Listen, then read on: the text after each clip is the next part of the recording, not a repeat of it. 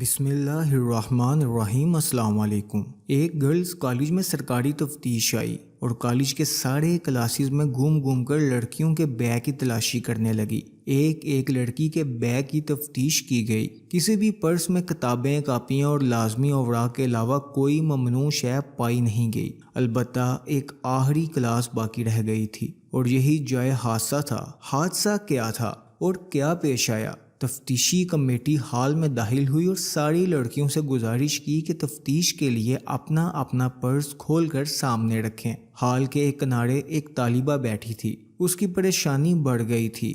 وہ تفتیشی کمیٹی پر ڈری ہوئی نگاہیں ڈال رہی تھی اور شرم سے پانی پانی ہو رہی تھی۔ اس نے اپنے پرس پر ہاتھ رکھا ہوا تھا۔ تفتیش شروع ہو چکی ہے، اس کی باری آنے والی ہے۔ لڑکی کی پریشانی بڑھتی جا رہی ہے۔ چند منٹوں میں لڑکی کے پرس کے پاس تفتیشی کمیٹی پہنچ چکی تھی۔ لڑکی نے پرس کو زور سے پکڑ لیا، گویا وہ خاموش زبان سے کہنا چاہتی ہو کہ آپ لوگ اسے ہرگز نہیں کھول سکتے۔ اسے کہا جا رہا ہے پرس کھولو۔ تفتیش کی طرف دیکھ رہی ہے اور زبان بند ہے۔ پرس کو سینے سے چپکا لیا ہوا ہے۔ تفتیش نے پھر کہا پرس ہمارے حوالے کرو۔ لڑکی زور سے چلا کر بولتی ہے نہیں، میں نہیں دے سکتی۔ پوری تفتیشی کمیٹی اس لڑکی کے پاس جمع ہو گئی۔ سخت بحث و مباحثہ شروع ہو گیا۔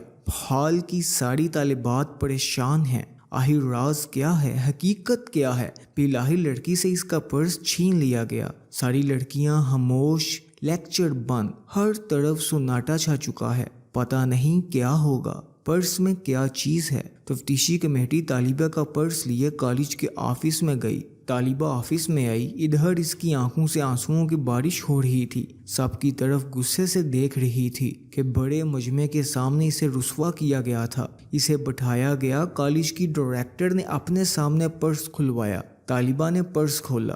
یا اللہ، کیا تھا پرس میں؟ آپ کیا گمان کر سکتے ہیں؟ پرس میں کوئی ممنوعہ شے نہ تھی، نہ فحش تصویریں تھیں، واللہ ایسی کوئی چیز نہ تھی۔ اس میں روٹی کے چند ٹکڑے تھے اور استعمال شدہ سینڈوچ کے باقی حصے تھے، بس یہی تھے اور کچھ نہیں۔ جب اس سلسلے میں اس سے بات کی گئی تو اس نے کہا ساری طالبات جب ناشتہ کر لیتی ہیں تو ٹوٹے پھوٹے روٹی کے ٹکڑے جمع کر لیتی ہوں، جس میں سے کچھ کھاتی ہوں اور کچھ اپنے اہل خانہ کے لیے لے کر جاتی ہوں۔ جی ہاں، اپنی ماں اور بہنوں کے لیے، تاکہ انہیں دوپہر اور رات کا کھانا میسر ہو سکے۔ ہم تنگ دست ہیں، ہماری کوئی کفالت کرنے والا نہیں، ہماری کوئی خبر بھی نہیں لیتا، اور پرس کھولنے سے انکار کرنے کی وجہ صرف یہی تھی کہ اس کے بعد میری کلاس کی سہیلیاں میری حالت کو جان جائیں اور مجھے شرمندگی اٹھانی پڑے، مگر آپ لوگوں نے میرے ساتھ یہ کر کے ہی چھوڑا۔ میں آج کے بعد اب کالج نہیں آ سکوں گی۔ میری طرف سے بے ادبی ہوئی ہے تو اس کے لیے میں آپ سب سے معافی کی